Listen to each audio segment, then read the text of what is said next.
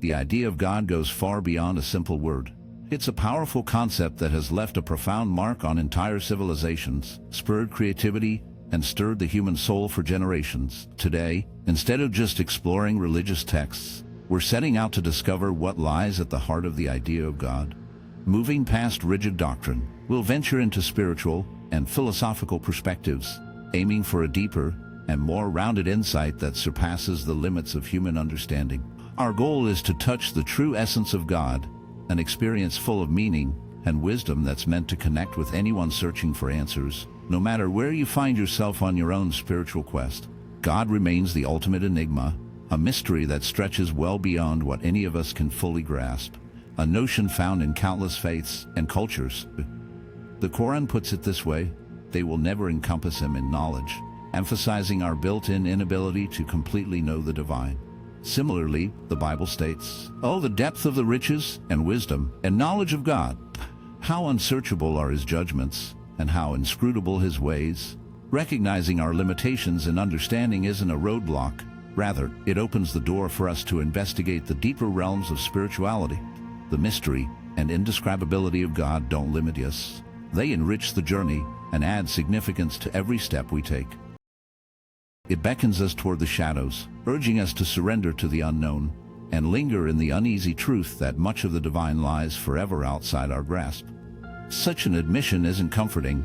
It chills us with the realization that some depths can never be plumbed, that certain corners of God's nature are shrouded in darkness impenetrable to any mind. This is not enlightenment, but a humbling descent down a path where reason has little power and the familiar boundaries of thought crumble. Here, the divine evades every attempt at understanding, looming just outside the lantern glow of logic and evidence. Faith becomes not a gentle companion, but an ever-present mist that muffles and confuses, blurring the lines between what is real and what is imagined. Science offers its brief torch, yet its beam sputters and fades against the abyss of the unfathomable. The divine slips through the bars of measurement and proof, slinking in places unlit by fact or formula. We're left wandering through the unknowable, compelled to listen to the uncertain beat of our hearts and the silent cries of our souls as we search for meaning in the black expanse. In this journey, the beauty of the unseen gives way to awe tinged with dread, and the poetry of mystery begins to sound like a warning. The enigma of God refuses clarity, promising only that true understanding demands something more primal, a surrender to what cannot be seen, touched, or named. The surface holds no safety. Down in the depths, the compass wavers, and every step forward is a step further away. Some believe the universe came about by chance, but another perspective sees it as the intentional creation of the infinite mind, what many call God. This viewpoint draws on Kabbalistic teachings that have persisted through the centuries, proposing that the cosmos isn't a random occurrence, but the result of conscious design. The opening line of Genesis, "In the beginning, God created the heavens and the earth," supports this concept, reflecting the wisdom found in both the Torah and the Bible that views reality as an expression of divine intelligence. Picture the universe as a magnificent symphony, each note representing a unique thought within the infinite mind. The Kabbalistic view invites us to look beyond the surface of physical reality and grasp that all exists within the consciousness of the boundless source at the heart of everything. Through this lens, we're encouraged to perceive the subtle interconnections throughout creation, appreciating the elaborate tapestry threaded by divine thought. Such an outlook counters the belief in a lifeless and uncaring universe, offering instead a vision of meaningful, intentional existence. Instead of viewing the universe as a purely scientific construct, this perspective describes the cosmos as permeated with consciousness, a manifestation of divine thought at work. Here, existence appears not as a result of random chance, but as a deliberate expression of an infinite intelligence, encouraging us to take an active role in continually shaping reality. Much like the alchemist striving to turn base metals into gold, seeing the universe as a product of mind calls us to practice mental alchemy. In this framework, our thoughts, intentions, and awareness become the means by which we influence our world. Recognizing this, we're able to engage as conscious participants, attuning our minds to the greater mind and contributing to the unfolding of creation. A prevalent error in this journey is the impulse to anthropomorphize the divine, to limit the ineffable by attributing human qualities or constraints. Sacred texts warn against crafting images of the divine in human form, stating, "You shall not make for yourself an idol in the form of anything in heaven above, or on the earth beneath, or in the waters below." This directive serves as a powerful reminder that the divine transcends the boundaries of our physical and emotional experience. Assigning human properties to God is a reflection of our own limitations in understanding. The divine cannot be encapsulated by human forms or attributes, and attempting to do so only narrows the true scope of that vast essence. To peer into the true nature of God is to step past the comforting illusions of form and confront a reality unfathomable and boundless. The compulsion to cast God in our own image is a fragile defense, a desperate act of ego clinging to familiarity in the face of the abyss. When we mold the divine to echo our wishes and frailties, we shackle something immeasurable, boxing it within the small, flickering space of the human mind. This act does more than simply hinder spiritual awakening. It imprisons us, binding us to shadows and silencing the dreadful possibility of encountering the divine as it truly is. Seek the essence of God. We must surrender the urge to tame the infinite. We must walk willingly into the unknown, knowing that what waits may be indifferent to warmth or comfort. God is not a pale giant made of hope and longing. God is the unfathomable void from which all things crawl and shimmer, the dark intelligence behind reality's mask. Recognizing this, our safe illusions splinter. We are called not to reshape the divine into something manageable, but to kneel before its strangeness, acknowledging with trembling humility that it is utterly other. If we dare to set the divine free from the prison of our human fantasies, we taste a fuller, more unsettling spirituality, one where the infinite stares back with empty, endless eyes. Here, the mind is stripped of its armors, forced to wander beneath an uncaring cosmos, searching for meaning among echoes and silence. This is the dark liberation. By releasing God from ourselves, we abandon the myths of safety, opening to a vast, disturbing, and ultimately deeper communion with the mystery that is the divine. One significant obstacle to genuine understanding is the ego. This part examines how the ego shapes how we perceive God and can prevent us from experiencing the true nature of the divine. In its pursuit of identity and meaning, the ego tends to create a false image of God as something entirely separate from us. By doing this, it puts distance between us and the divine, blocking our awareness of the sacred presence both within and around us. These illusions that the ego crafts restrict our capacity to have a direct and authentic relationship with God. The ego feeds on this sense of separation, convincing us that we exist apart from the divine, which leads to seeing God as something external rather than inseparable from our own being. Overcoming this illusion is key to deepening our spiritual understanding and forming a real connection with the divine. To see beyond the ego's influence, we need to turn inward, question our assumptions, and break down the ego's limiting ideas that stifle our growth. By doing so, we open ourselves to a broader, more inclusive experience of the divine, recognizing that God is present within us. The Bible says, "Ascribe to the Lord the glory due his name, bring an offering, and come before him. Worship the Lord in the splendor of his holiness." Here, worship was never meant to be only outward gestures or empty rituals. It once held something much heavier, a silent nod to the flickering spark of the divine buried inside us. Yet, recognizing that dim ember, feeling God within, means watching the walls we've built around ourselves slowly crumble, exposing us to a closeness we might long for but rarely sustain. The road to real understanding asks us to shed those layers of pretense, to face the sorrow in letting go of the comfortable images we cling to. Now, the focus turns inward, though that journey is often lonely, a struggle to believe that a true sense of God wells up not from the world outside but from the silent chambers of our own hearts. Become one with the essence of what one seeks to understand. Matthew 66 lingers as a haunting reminder, knowing God can't be found in outer rituals or showy gestures. It aches for something deeper, quieter, a personal wrestling with the divine, marked by solitude, by searching prayer, by the risk of seeing ourselves laid bare, surrounded as we are by the noise and restlessness of the world.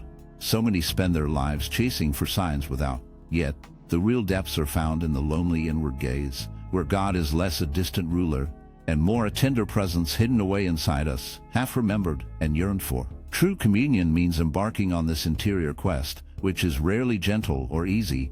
It calls for active participation in the slow revelation of the sacred, a journey marked by both longing and loss.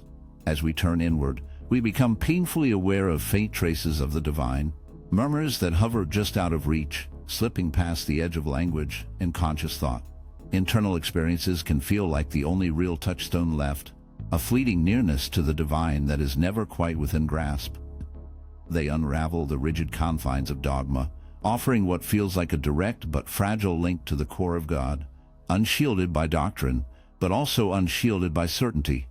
In those still stretches of silence and reflection, the divine sometimes comes close, almost tangible. For a moment, God stops being a distant theory and instead seems to stir as a presence, immediate yet achingly fragile. The boundaries between self and spirit thin, but only just enough to make us long for more. Even Scripture draws attention to this hidden place. But when you pray, go into your room, close the door, and pray to your Father who is unseen. Then your Father, who sees what is done in secret, will reward you.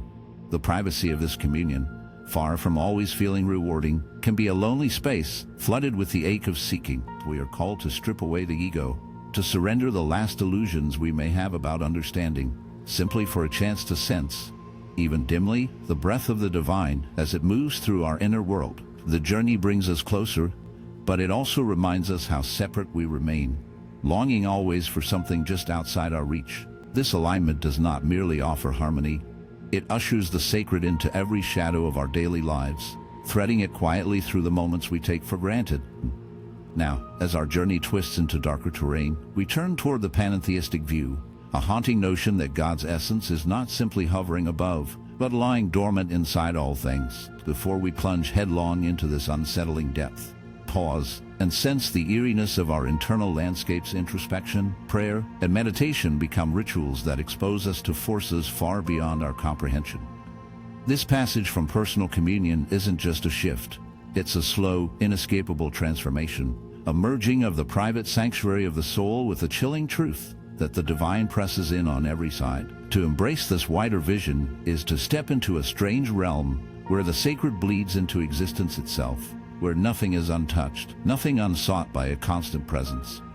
The verse whispers, "To Allah belongs the East and the West, so wherever you turn there is the face of Allah." Here, pantheism unfurls like a veil lifting from the face of the ordinary world, recasting every corner, every fleeting moment, in the cold light of omnipresence. God is not distant. God presses in, immanent in every atom, every surge of blood, every flicker of awareness. This is not mere comfort, but the inescapable proof of an all-consuming presence. Pantheism demands that we feel the heavy interconnectedness of all things. A web where the sacred is binding, inescapable, tangled through even the most mundane details of existence. The divine lurks in the ordinary, waiting to be seen or never escaped. As we slip deeper into this vision, a chilling realization sets in. The pulse coursing through the universe isn't just a benign current, but the cold, inexorable breath of God, animating and devouring all that exists. Our path through pantheism becomes less a jubilant dance and more a macabre choreography, orchestrated by a God who is both puppet master and marionette. The divine essence seeps through every discordant note of this cosmic requiem, compelling us to sway in step, surrendering our own tunes to swell the haunting composition. Here, the illusion of separateness melts away, our very existence simply a tremor in the primordial dirge of the divine. Pantheism dissolves the edges between sacred and profane, between the sublime and the grotesque. It demands we witness God not only in the purity of snow-capped peaks, but in the neon-lit nightmares of sleepless cities, in the ruptured laughter of children, and the hollow moans of midnight winds. In this bleak unity, the tapestry of being grows more intricate and menacing. Through the dread-laced oneness, observation itself becomes an act of creation, a reminder that the divine essence, lurking in every shadow and fiber, forces us ever deeper into participation. Nothing escapes. All creation is complicit, woven into the monstrous harmony from which there is no respite. Our observations sketch faint lines on the broad canvas of existence, quietly adding to the unfinished story of the divine. Everything in the universe is within you. Ask all from yourself. Rumi's words echo through lonely chambers, touching on the fragile connection between what we see outside and what lingers inside us. The sacred music of the universe doesn't just resound in galaxies far away, but in the private ache of our own thoughts, the shadows within emotions, the way perceptions can be colored by longing or doubt. To observe, sometimes, is to bear the burden of creation. Every perception blurs the line between what is seen and what is real. There's a quiet sorrow in realizing that our gaze, our very attention, helps bring worlds into being, both beautiful and desolate ones. This dance between watcher and watch can feel heavy, as if understanding brings not just power, but a kind of loneliness, a weight of knowing that what we notice shapes all we experience. Each moment, each fleeting thought or glance becomes a mark on reality's canvas, sometimes joyful, sometimes marked by loss or yearning.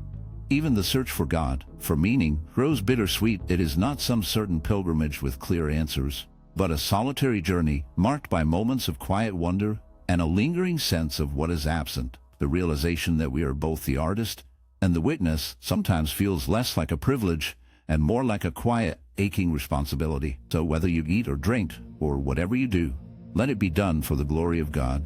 1 Corinthians 10:31.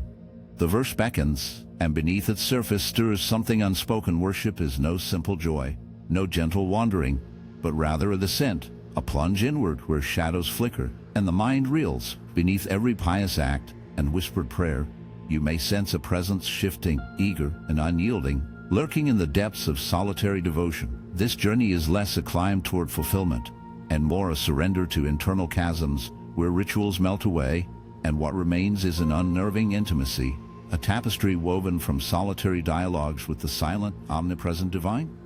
The God you seek outside may, in these moments, peer out from within, with eyes both patient and pitiless, reshaping your sense of self. As you journey inward, you may realize that worship is not gentle communion, but a confrontation, the sacred and the profane coiled together in your core. What lies in the dark recess of the heart is more than delight.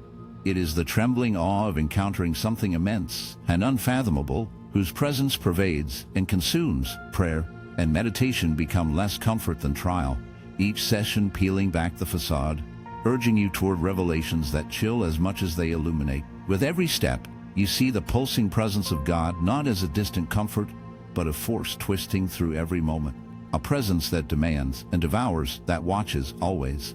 This intimate voyage no longer celebrates a kindly spirit, but recognizes a power far greater and more consuming, one that leaves its mark not in public rituals, but in the long shadows flickering in the sanctuary of your own mind. Even as you grasp at understanding, you are only deepening the darkness. The words echo, "But seek first the kingdom of God and his righteousness, and all these things will be added to you." Matthew 6:33. But in seeking, beware, the kingdom may seek you in return, drawing you into its labyrinth where every revelation comes wrapped in shadow.